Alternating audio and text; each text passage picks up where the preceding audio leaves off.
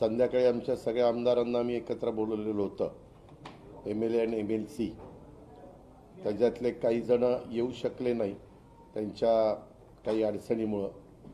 बाबा आत्रामांचं ऑपरेशन झालेलं आहे, कोणाच्या काही दुःखद घटना घडलेल्या आहेत, अशा काही कारणांच्या निमित्तानं.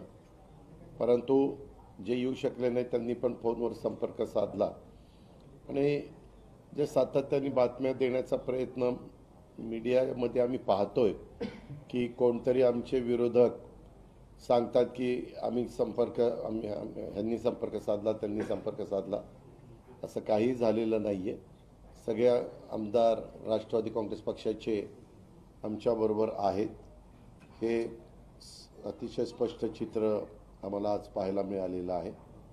अर्थात विरोधकांनी काय बोलावं तो त्यांचा अधिकार आहे. मला बाकीच्यांच्याबद्दल काही बोलायचं नाही.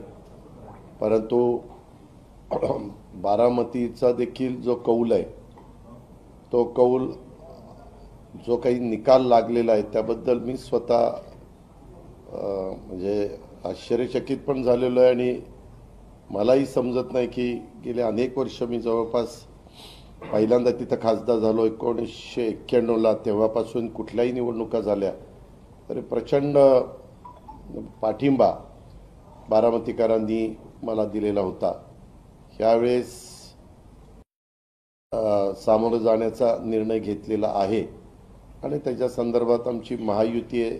त्या महायुतीमधले देखील जे प्रमुख आहेत, एकनाथराव शिंदे असतील, देवेंद्रजी असतील, यांच्याशी पण चर्चा करून मागं लोकसभेच्या 48 जागांच्या संदर्भातला महायुतीचा निर्णय होत असताना त्याच्यामध्ये काही त्रुटी राहिल्या, कुठं आपण कमी पडलो,